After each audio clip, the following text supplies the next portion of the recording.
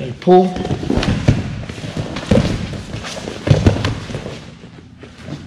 That's how you're going to use it in combination. Again.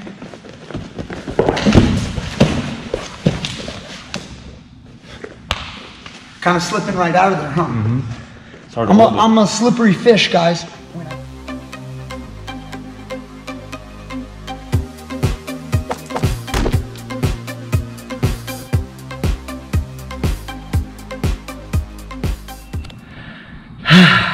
Are we ready? Yeah. All right, we're ready. Teach Me Grappling. Brian Peterson, I got Mike Jeffrey back. Knee bar Mike. You guys all know him as Knee Bar Mike. Today, I'm going to escape his front headlock. Okay, the front headlock is a great position for the guy who has control, but the guy who's underneath still has moves. It's not like any position. You don't just go, oh, that guy wins every single time. The only positions like that are positions of checkmate. Like if somebody has a full rear naked choke and you need to tap out. That's the only time when you don't have a move. Every position, no matter how dominant you want to say it is, it still has moves. If you're mounted, you got to know what to do when you're on the bottom. If the guy's got your back, you got to know what to do. Okay, so in the front headlock, you've got to know what to do. Don't just lay there, and don't always think that you have to pull guard. Okay, so when a guy is underneath and he has a front headlock. Now, a front headlock, what is a front headlock? Like we call it front headlock in wrestling, but the front headlock is basically like a guillotine, but he's got my arm inside. Now in the sport of wrestling, he has to have an arm. If he just grabs my head in wrestling, it's illegal. It becomes a choke. As everybody in Jiu-jitsu knows, as the guillotine, it's an illegal hold. So in wrestling, we hold the arm. Now, the thing about holding the arm is it gives you an element of control. So Mike right here has some control over me. First, I see his leg. I grab it. He sprawls. If I try to back out, my arm is in the loop. So you can see right here, I can't get this out. It's stuck. If he just had my head or my neck, it's possible for him to choke me. But it's also more possible for me to pull out, okay? Now, if he holds on real tight, you might end up kind of on your face. Mm-hmm. Just hold on a little snug, squeeze. You see that? So, unless he's able to follow me, he lacks a little bit of element of control. But when he goes over in one of my arms, he has really good control. See, he squeezes. I can't just back out of here. Okay, it doesn't work like that. Now, if he goes over the head and locks my body, he also has an element of control. But I also don't have to worry about my neck getting choked and things like that. So today we're talking about the front headlock or arm and guillotine. So he's got me. Now I have to do something. First thing I do, I put my knee down here. I put my leg up here. This is the side that he's controlling. This is also assuming that he knows how to hold a front headlock. Now, there's different front headlock controls. Go ahead and circle. Okay, he could control me like this. No, stay right there, Dominic. Stay right there. Okay, he could control me like this and put his head on the right. Go ahead, put your head on the right. And then just adjust your balance like a basic sprawl. Now this is a front headlock, but he's doing it different, okay? This is a different control altogether. It's different. The wrestling style front headlock, you put your right shoulder in the spot in the back of my neck. Go ahead. And your head is right here. Your head is right there. That's how we hold it.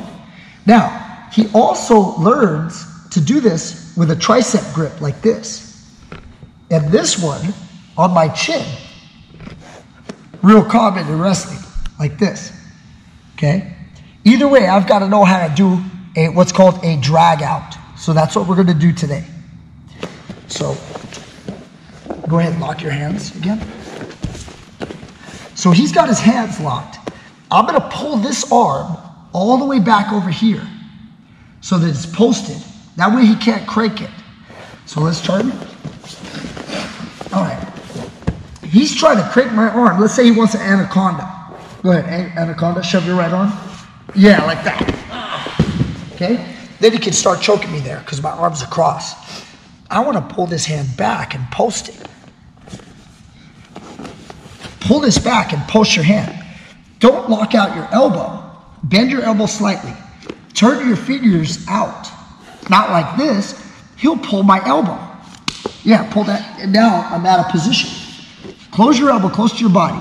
Elbows in strong. Next. Over here, grab the elbow. When I control the arm, above the elbow, high grip, up here. Make a grip. Pull it to your chest, to your shoulder. Pull it here and down. Left leg goes up, right here in this position.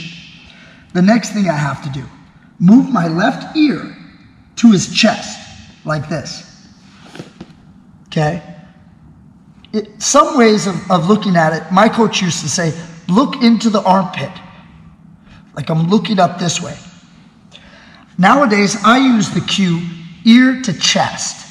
I put my left ear to his chest. Once I do that, it starts to get loose. He's squeezing his lock, and then I turn a little bit. My right hand reaches across, and I grip higher than my left. Make the grip, then my left shoulder is going to push his arm as I rotate on my knees. When you do that, that's called a drag out. I basically did an arm drag while my head was underneath. Now look at the transition here. I can go straight to a seat belt, and then if you like, straight into attacks, like the crucifix or the back. All right, so I'm gonna go for a double leg. You're gonna go for the front headlock. This is, again, under the assumption he's doing the wrestling style front headlock, which is probably one of the best ways to control. So I go double leg, he's sprawled. I can't reach his legs. Pull my hand back, grab the elbow, roll my ear to chest. Once I do that, it's time. I make an angle. Look at the angle. Make an angle. Grab. Drag. As you guys do this, the knees, a lot of times, watch my knees, I go knee down, knee up. Knee down, knee up. Once here, like this, hop right into your seatbelt. Chest to back connection, ready to go. Ready to go for the choke, ready to go for the crucifix, ready to go for the back. Okay? All right. Let's do it again. So, again, once I'm here, boom. I get caught, notice right away, leg goes up, knee goes down. I keep my balance. I don't do this. I don't go down here. This is how you guys get choked. So, just tap real quick. There you go. Like a long time ago, I guess it's not that long, but Matt Hughes was able to choke out Ricardo Almeida with a front headlock. And people call it the Dave Schultz choke. Maybe we'll do that sometime. But, you know, he was able to lock up Almeida and choke him out. If you guys go into passivity in this position and you get a strong guy with a good lock, you're in trouble. You have to know what to do so that the guy doesn't choke you. Okay, you have to do it right away. Don't wait. It's very important. Just like any bad position, don't wait and let it get worse. Don't let the mount turn into an armbar or a choke. Don't let the back turn into a choke or an armbar. So you got to make sure you defend early enough. Again, notice, I hit a double leg. I don't go into passivity. When you guys go into passivity and you start pulling guard, he just starts to dominate you. They start to dominate you. Again, in a street fight, you want to know the best first move to come at him. You don't want to start with passivity, guys. That's like, defense is important, but that's almost like saying, all right, we're going to get in a boxing match, and the first thing I'm going to do is just cover up and keep my hands up. If you guys take that kind of approach, a lot of times the guy's just going to kick your ass. He's going to start wailing on you. And it might work because he might overextend himself and then you can counterattack. But a lot of times it leads towards a bad path to you getting your butt kicked. So I'm trying to show you guys how to not get your butt kicked. Okay, so when you attack, if you get snapped down or you shoot a double leg or a single leg and you end up underneath, try it. You're gonna fail. You're gonna fail a bunch in the beginning. Don't go to passivity. Passivity is a last resort. I go to passivity when there is no other option. Sometimes I'm gassed, sure, I pull guard in these positions where I'm getting front headlocked and the only way out is to literally just go to the bottom position. But when you can, you take that shot, he sprawls. Look at where I am, okay? Leg is up, grab the elbow right away. As I'm here, even if he tried to switch to a guillotine, I've got his arm. Go to a guillotine. See the head right here? Now, go ahead and walk around, Dominic. Check out this positioning. Look at my shoulder, my right shoulder. I'm pushing my right shoulder right now. So he doesn't guillotine me. Keep going. Yeah. Can you get to it? You can't, right? No.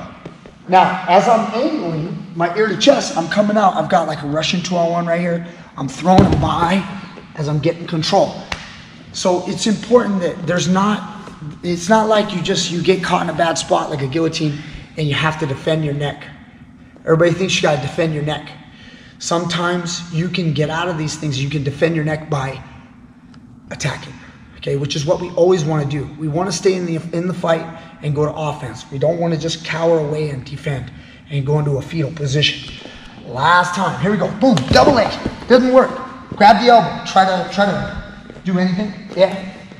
Turn my head, ear to chest, grip the arm. Shoulder goes into his shoulder as I rotate my knees. Dragging out, seatbelt, crucifix, okay, right there. Last thing I want to show you guys, well, let's just do it standing. How does it look quick? This is already a long video. Okay, pull.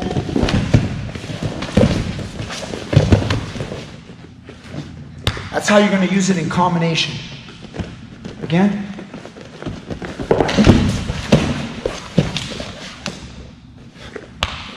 Kind of slipping right out of there, huh? Mm-hmm.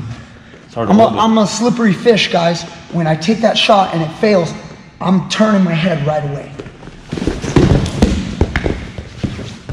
Right into the position. Mm-hmm. Right away. Okay? But it's happened so many times. I've drilled it thousands and thousands of times. When I shoot a right-handed double leg, this is the front headlock. So immediately, look, I shot. Now I'm gripping, stepping, dragging. Okay, right into that seatbelt. Okay, so there you go. Great video for the day, I think. Yeah. Hopefully they can learn something from it. Thank you so much. Teach Me Grappling. Hit subscribe, like it, share it, all that good stuff. Click that link down below at Patreon, PayPal, Instagram. We're on Instagram. Dominic's behind the camera right now. Dominic has the Instagram channel going, or not channel, but I guess page. What is it? Page. The Instagram page. If you guys are on Instagram, please look up Teach Me Grappling. Follow it, and then you guys can see a little bit, get that little first 1 minute clip, and then maybe hop on over to YouTube and come watch the whole thing if you like it. Share it with your friends there. Thank you. I appreciate you guys. See you tomorrow. Thank you, Mike. Yeah. What are we gonna do now? What are we gonna do? Thank you. What are we gonna do, Dominic? I don't know. I'm hungry. We're going somewhere? I don't know. I'm hungry. Oh, somebody's here. Somebody's here. We gotta go take care of another customer. Yeah. Thank you guys so much. Take it easy. Instagram is like a little tribal thing.